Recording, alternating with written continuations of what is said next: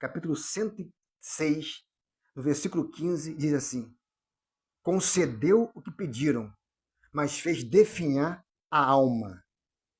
Se nós, na qualidade de cristãos, insistimos em orar pelaquilo que sabemos não ser da vontade de Deus para a nossa vida, podemos até receber, mas vai ser para o nosso prejuízo.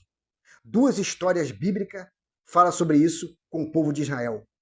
A primeira história está no livro de Números, capítulo 11, versículo 4.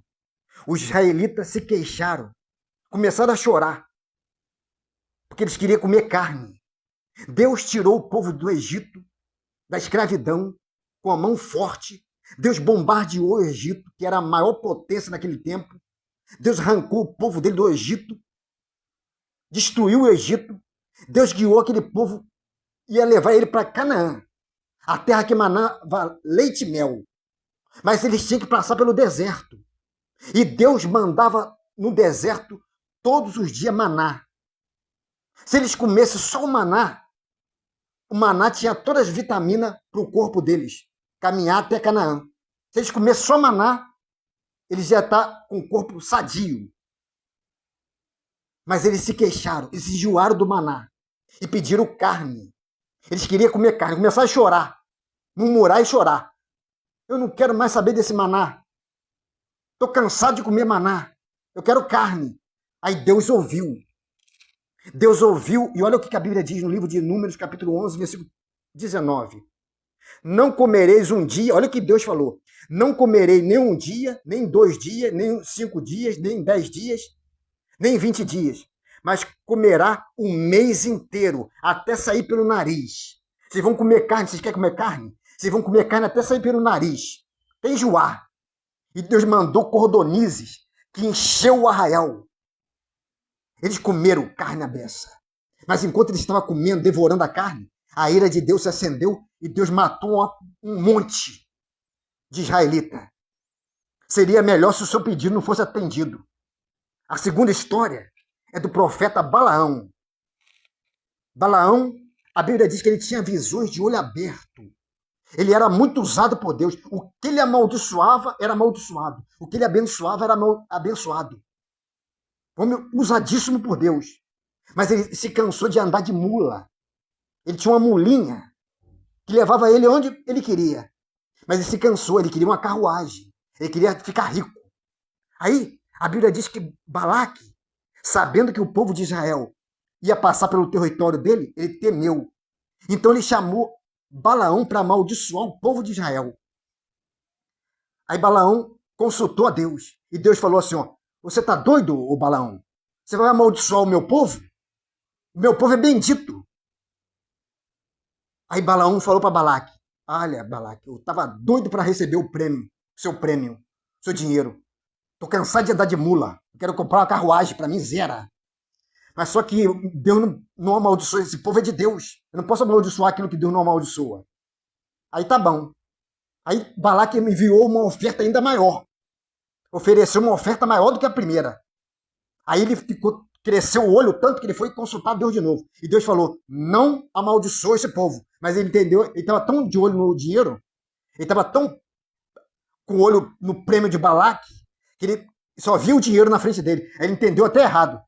Ele entendeu que Deus falou para ele, vai com eles, amaldiçoa. E ele foi. Quando ele está no caminho, a Bíblia diz que o anjo do Senhor, olha o que a Bíblia diz no livro de Números, capítulo 22, versículo 24. Mas o anjo do Senhor pôs na vereda de vinha, e havendo uma parede desta banda, uma parede da outra, e vendo, pois, a jumenta, o anjo do Senhor apertou contra ela o pé de Balaão, na parede. Pelo que Balaão espancou a jumenta. Então o anjo do Senhor passou mais adiante e pôs num lugar estreito, onde não havia caminho para desviar nem para a direita nem para a esquerda. E vendo a jumenta, o anjo do Senhor deitou-se debaixo de Balaão. E a ira de Balaão se acendeu, espancou a jumenta com um bordão. Olha só, ele tinha visões de olho aberto, mas a jumenta viu o anjo e ele não viu o anjo, que estava com a espada na mão desembainhada. Então o Senhor abriu a boca da jumenta, o qual disse, Balaão, o que fiz eu, Balaão, para você me espancar desse jeito? A jumenta falando com ele. Ele estava tão doido, ele estava tão obcecado pelo dinheiro, pelo prêmio de Balaque, que ele nem percebeu que a jumenta estava falando com ele. A jumenta falou, eu nunca fiz isso com você, Balaão. Aí Balaão falou, é mesmo, você nunca fez isso comigo, não sei por que você está fazendo agora. Agora que eu estou querendo o prêmio de Balaque, você se empacou. Se eu tivesse sua espada, eu te matava, sua jumenta. Aí, quando ele olhou para frente, ele viu o anjo do Senhor, com a espada desembaiada. Aí o anjo falou para ele, seu profeta mercenário, eu não falei que você não pode amaldiçoar o que eu não amaldiçoo? Você agradeça a sua jumenta. Se ela não empacasse, ela ia passar e você ia ficar sem cabeça. Eu ia cortar sua cabeça, seu profeta mercenário. Então, você tem que entender a vontade de Deus. Jesus, quando estava aqui na terra, os discípulos pediram para Jesus ensinar eles a orar. E Jesus ensinou. Olha a oração que Jesus ensinou para os discípulos. Mateus capítulo 6, versículo 9. Portanto, vos orai assim: Pai nosso que está no céu, santificado seja o teu nome, venha o teu reino, seja feito a tua vontade na terra como é no céu. Seja feita a tua vontade, meu Deus, como é no céu. Tem que ser a vontade de Deus na terra como é feita no céu. Se você pedir a vontade de Deus na terra, mas se não for da vontade do céu, você pode até receber, mas vai ser para o seu prejuízo. Como foi para o povo de Israel, como foi para Balaão. Até para orar, você tem que aprender a orar. A Bíblia diz, no livro de Tiago, capítulo 4, versículo 3, pedi e não recebei, porque pedi o mal para gastar em vossos próprios deleites. Então, até para orar, você tem que saber.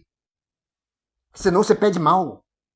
E se você pedir mal, aquilo que você sabe que não é da vontade de Deus para a sua vida, você vai receber, mas vai ser para o seu prejuízo. Aleluia.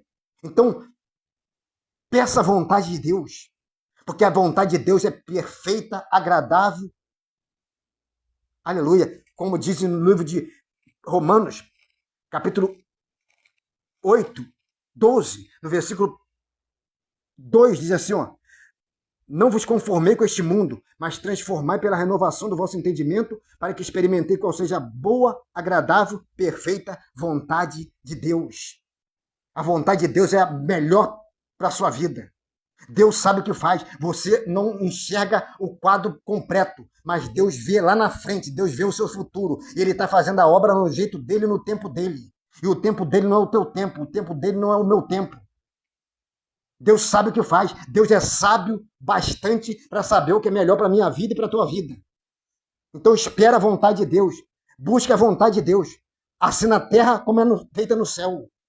Em nome de Jesus. Porque você pode até receber aquilo que você está pedindo. Porque a Bíblia diz em Mateus capítulo 7, versículo 7, diz assim, ó, pedi e dá-se-vos-á. Batei e abri-se-vos-á. Porque aquele que pede recebe, o que busca encontra, e o que bate se abre. Você vai até receber, mas se não for da vontade de Deus, vai ser para o seu prejuízo. Em nome de Jesus, receba essa palavra, que Deus te abençoe. Amém.